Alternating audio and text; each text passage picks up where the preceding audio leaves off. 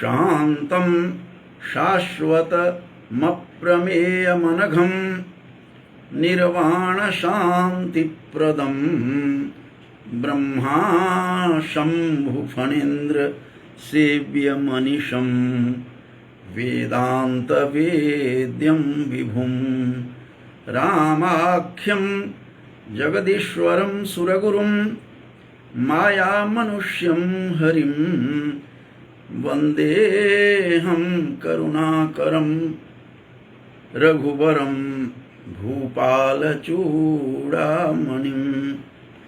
आज एक ऐसा प्रसंग लेकर उपस्थित हूँ जो अत्यंत रोचक है और विशेष रूप से यह प्रसंग जो वाल्मीकि रामायण है, उस वाल्मीकि रामायण एवं मानस में सुरसा का क्या स्वरूप है। यद्यपि सुरसा ये सुंदरकांड जो उनका है, मानस का जो बाबा तुलसी ने रामायण लिखी है, रामचरितमानस, जो अत्यंत लोकप्रिय है, उसमें यहाँ तक केवल कहा गया है कि सुरसा नाम अहिन के माता।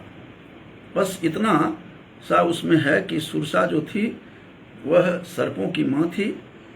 और सुरसा आखिर कौन थी, किसकी बेटी थी, कहाँ से थी, इसका कुछ परिचय नहीं है। तो सुंदरकांड में बाबा तुलसी ने बस इतना कहा है कि सुरसा नाम अहिन की माता। लेकिन जब आप महर्षि वाल्मीकि को जब पढ़ेंगे, उनकी रामायण में जब झांकने की कोशिश करेंगे, वाल्मीकि रामायण की खिड़कियों से जब देखेंगे, तो अरण्यकांड का 14वां सर्ग सब कुछ स्पष्ट करता हुआ दिखाई देता है। आखिर जो बहुचर्चित सुरसा थी, जो सर्पों की माता थी, जो हनुमान के मार्ग के अवरोधिका थी, जब हनुमान जा रहे थे लंका में, तो लंका में जाने से पहले मार्ग में ही समुद्र में प्रथम अवरोध करने वाली सुरसा आती है। यद्यपि सुरसा देवताओं के द्वारा भेजी गई थी, देवताओं ने उनको इसलिए वहाँ कहा जाने के लिए कि हनुमान की जो बल बुद्धि है, उसकी शक्ति है, उसको संतुलन करके वो चल रहे हैं या नहीं, क्या बलशाली ही हैं, क्या बुद्धि नहीं है, इन दोनों को का क्या उन्होंने संतुलन किया हुआ है या नहीं, इस चीज को देखने के लिए विशेष रूप से देवताओं ने सुरसा को भेजा और समुद्र में अवरोधक बन करके वहाँ खड़ी हो जाती है। तो वह सुरसा, तुलसी ने बस इतना लिखा कि सुरसा नाम अहिन की माँ था।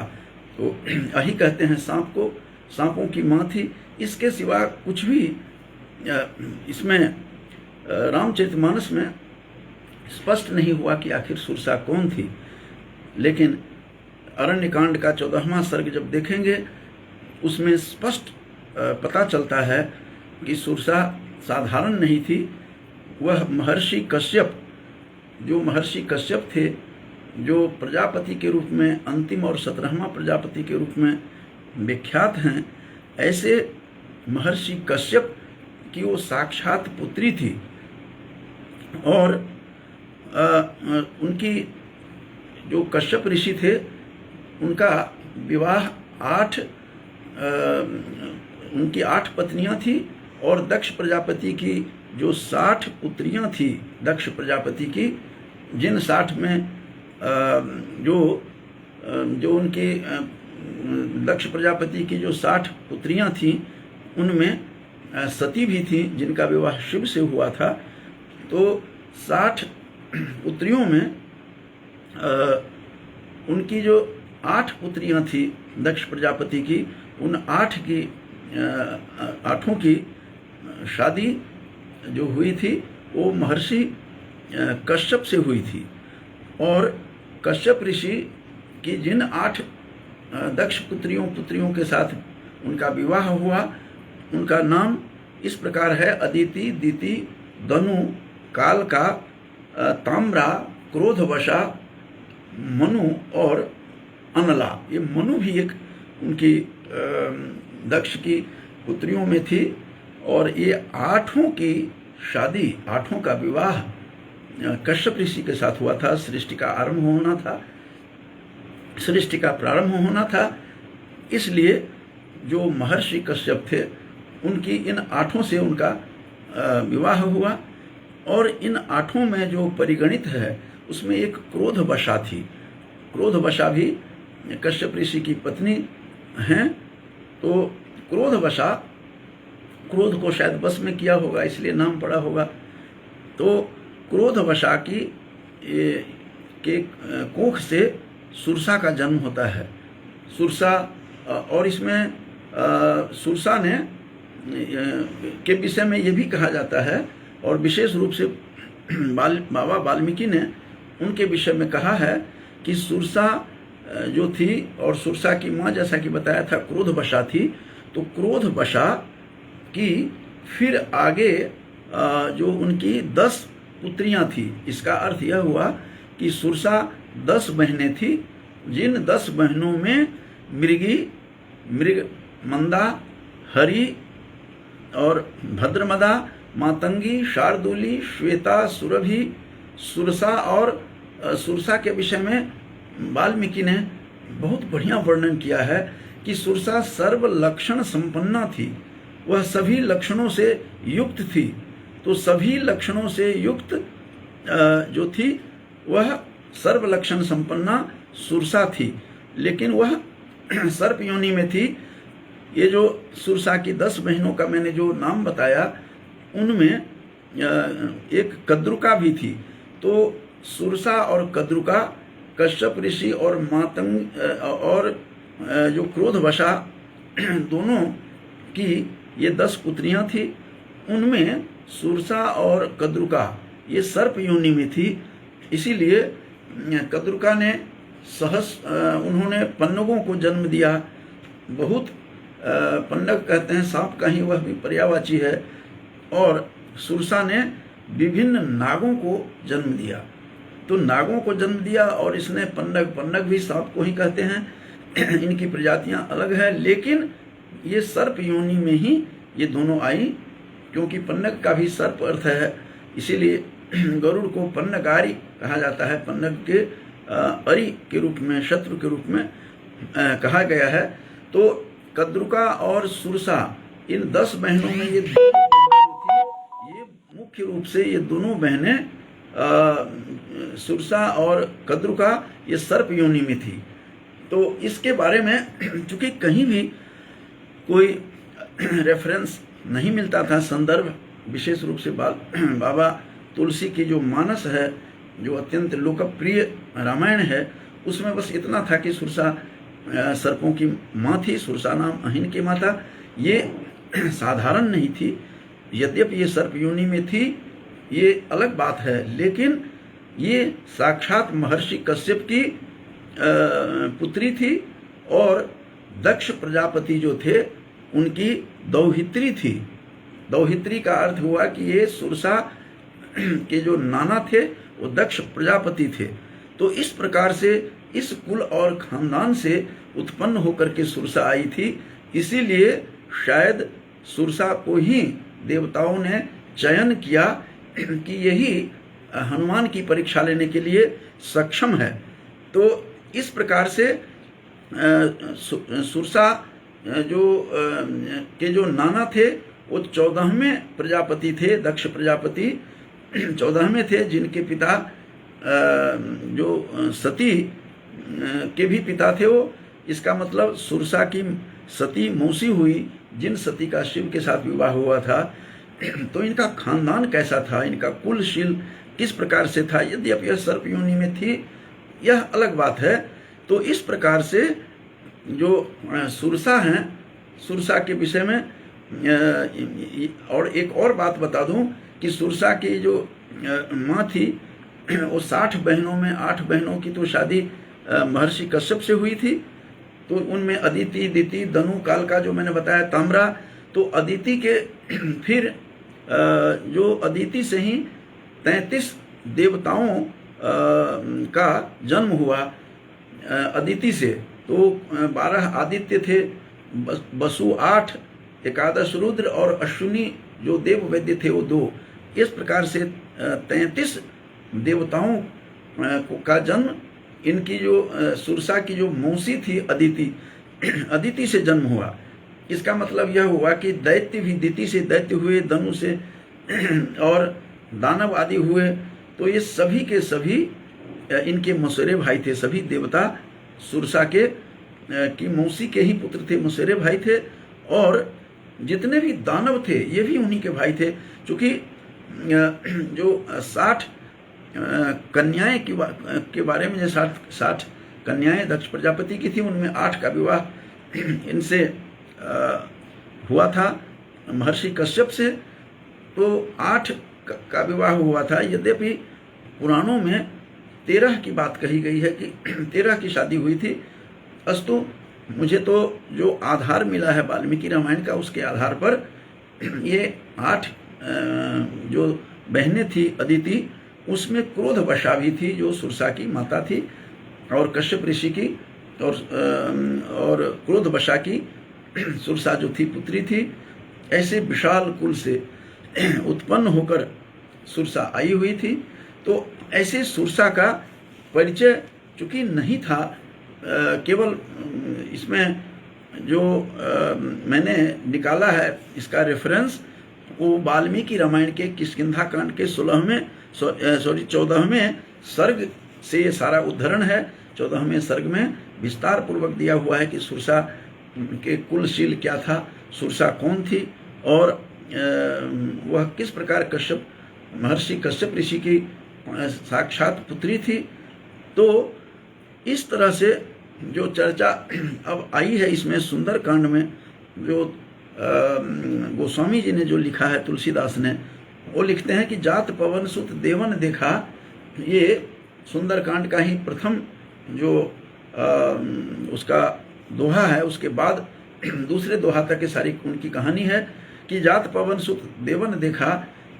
जब पवन सुत को देखा देवताओं ने कि ये जा रहे हैं समुद्र पार कर लंका जाना है, तो हनुमान की परीक्षा के लिए जाने कहूँ बल बुद्धि विशेषा, उनकी बुद्धि विशेष बुद्धि है या नहीं, यह परीक्षण करने के लिए, विशेष बल और बुद्धि को जानने के लिए, विशेष रूप से बुद्धि और बल की परीक्षा करने के लिए, परीक्षण के लिए देवताओं ने उनको भेजा सुरसा को। और सुरसा नाम अहिन के माता केवल दिया है कि सांपों की माँ थी। चूँकि फिर सुरसा ने अनेक नागों को जन्म दिया था, नाग माता थी। तो इन्हों पठई आई कहीं तो ही माता। तो इस प्रकार से जो आया है कि किस प्रकार से हनुमान जी ने इस प्रकार से उसको बात कही। उन्होंने सुरसा नामक सर्पों की माता को जो भेजा था देवताओं ने, तो उसने आकर हनुमान जी से क्या कहा कि हे हनुमान, आज सुरन मोहि दीन आहारा, आज तो देवताओं ने मुझे आहार दिया है और तुम हनुमान, तुम्हें आहार के रूप में मेरे पास भेजा है, तुम मेरे भोज्य पदार्थ हो, मैं आज तुझे खा जाऊंगी। और सुनत बचन कह पवन कुमारा, जो पवन कुमार ने सारी बातें सुनने के बाद उन्होंने कहा हनुमान ने कि राम काज कर फिर मैं आवूं, मुझे राम काज के लिए जाना है। तो हे माता सुरसा, तुम मुझे राम कार्य में विघ्न मत डालो, राम काज कर फिर मैं आवूं, मैं फिर लौट करके जब आ जाऊंगा राम काज करके, सीता की खोज करके, सीता का अन्वेषण करके, सीता का पता लगाकर, और सीता कहीं सुधि प्रभु सुनावो, सीता के सुधि, सीता के विषय में पूरी खबर, पूरा समाचार मैं प्रभु को देना है मुझे, राम को। इसीलिए कृपा करके मेरा मार्ग अवरुद्ध न करें, तुम मुझे मार्ग रोको मत। तो तब वदन पठेऊ आई, सत्य कहूँ वही जान दे माई। हे माई, हे माँ, हे माँ सुरसा, जो तुम मुझे छोड़ दो, मार्ग छोड़ो। कबन्य हूँ जतन दे ही नहीं जाना, ग्रसहि न मोहि कहूँ हनुमाना। और जब किसी भी उपाय से उसने जाने नहीं दिया, तब हनुमान जी ने कहा कि तो फिर मुझे खा न ले, खा ही ले मुझे। तो उसने योजन भरिते ही बदन पसारा। एक योजन 4 कोस का एक योजन होता है, तो योजन भरिते ही बदन पसारा, अपना उसने योजन तक अपना मुंह पसारा, मतलब 4 कोसों तक फैला लिया मुंह। कैसे विशाल रूप प्रकट का रूप दिखाया होगा, किस प्रकार से उनका आकार प्रकार रहा होगा, ये कल्पनातीत है। कही तनु कीन्ह दुगुन विस्तारा। हनुमान भी उन्होंने जब 4 कोसों तक मुंह फैलाया, 1 योजन तक, तो उन्होंने दुगुना कर लिया रूप, अपना रूप को विस्तार कर लिया। क्योंकि पर्वताकार हनुमान का शरीर था, कनक भूधराकार शरीरा कहा है तुलसी ने कि कनक पर्वत के समान, स्वर्ण पर्वत के समान, भूधर के समान उनका आकार था। जो उन्होंने सीता को भी सुंदरकांड में कहा है, सीता को भी भय था कि ये तुम छोटे छोटे बंदर हो, तुमसे लंकापति कैसे मारे जाएंगे। तब उसने कहा, तब उन्होंने, हनुमान ने भी अपना कनक भूधराकार शरीरा, कनक पर्वत के समान अपना शरीर बना लिया था। तो उसी प्रकार यहाँ भी सुरसा के समक्ष उन्होंने दुगुन विस्तार कर लिया, अपना 2 गुना विस्तार कर लिया अपने शरीर को। 16 योजन मुखते ही ठहयु। जब 16 योजन तक मुंह फैलाया सुरसा ने, तो तुरंत पवन सुत 32 भयु। तो पवन सुत हनुमान ने 32 कोसों योजन का आकार बना लिया। तो इस प्रकार से जस जस सुरसा बदन बढ़ावा, जैसे जैसे सुरसा ने अपने शरीर का विस्तार किया, करती रही, तो तासु दुगुन कपिरूप दिखावा, उसका 2 गुना रूप बना लेते थे, बना लिया उन्होंने, हनुमान ने। तो जब उन्होंने सुरसा ने 7 योजन तहि आनन किन्हा, 7 माने 100 योजन उन्होंने जब अपना मुंह फैलाया, 100 योजन का मतलब 400 कोस। कल्पना कीजिए कि 400 कोस का मुंह फैलाया उस सुरसा ने, उस नाग माता ने, उस सर्पिनी ने, जिसको देवताओं ने हनुमान के परीक्षण के लिए, बल बुद्धि का अनुमान लगाने के लिए, थाह लगाने के लिए कि इनका बल है भी उतना या नहीं, इनमें बुद्धि है या नहीं, दोनों में कोऑर्डिनेशन रख पाएंगे हनुमान या नहीं, इसकी परीक्षा के लिए जो भेजा था। तो 7 योजन जब आते ही आनन किन्हा, जब सुरसा ने 100 योजन का मुंह फैलाया, अर्थात 400 कोसों तक मुंह फैलाया, तो अति लघु रूप पवन सुत लिन्हा। पवन सुत बड़े ही बुद्धिमान थे, बुद्धिमताम वरिष्ठम तुलसी कह रहे हैं इनको। तो उन्होंने अपने रूप को अत्यंत लघु बना लिया, और बदन पठई पुनि बाहर आवा, जा करके सीधे उनके मुंह में जा करके और बाहर निकल आए हनुमान जी।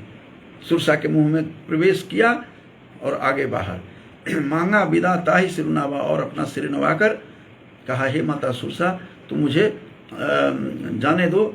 और तब मोहिसुरन यही लागी पठावा, तब सुरसा ने भेद खोला कि मैं तुम्हें खाने के लिए नहीं आई हूँ, तुम्हारी परीक्षा लेने के लिए मैं आई हूँ।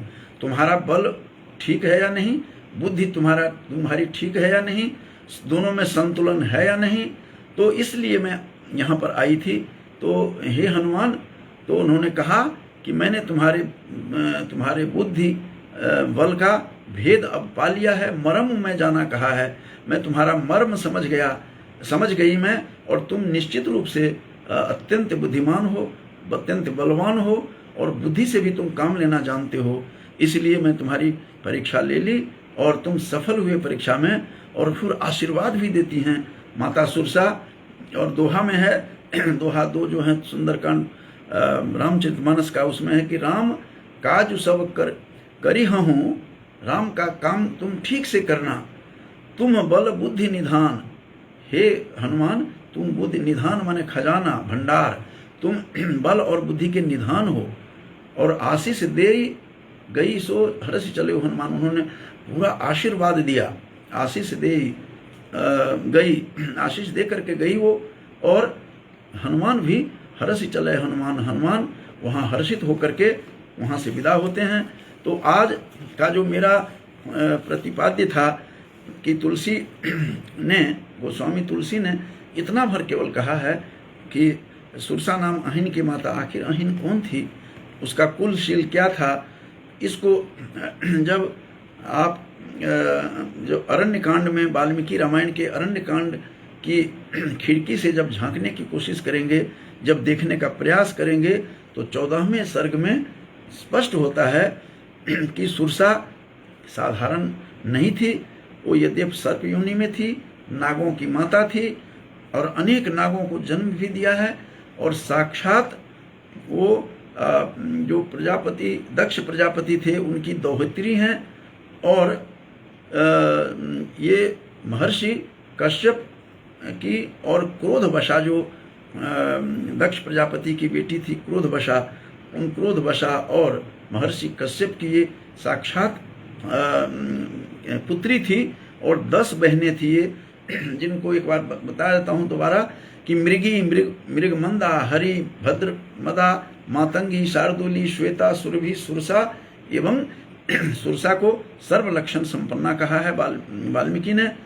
और कद्रुका और सुरसा ये दोनों सर्प योनि में थी। तो इनका कुलशील किस तरह से था, सभी देवता इनके मौसी के लड़के थे, मसेरे भाई थे। चाहे ये 33 जो देवता हैं, आदित्य, वसु और एकादश रुद्र और अश्विनी, सभी सुर असुर इनके भाई थे। तो इस प्रकार से सुंदर वर्णन मैंने अरण्यकांड, वाल्मीकि का रामायण का जो अरण्यकांड का 14वें सर्ग में मुझे लगा, तो मैंने आप लोगों के सामने प्रस्तुत करके अपनी वाणी को विराम दूंगा। लेकिन इससे पहले काफ़ी लोग इसमें जुड़े हुए थे। डॉक्टर विनोदानंद झा जी भी हैं, और संजय बंसल जी भी हैं, और सुरेश शर्मा जी भी हैं, अनिल कुमार गुप्ता जी भी हैं। मैं सबको कोटसह शुभकामना देते हुए और सभी स्वस्थ रहें, इन्हीं कामनाओं के साथ मैं अपनी वाणी को विराम देता हूँ। बहुत बहुत धन्यवाद।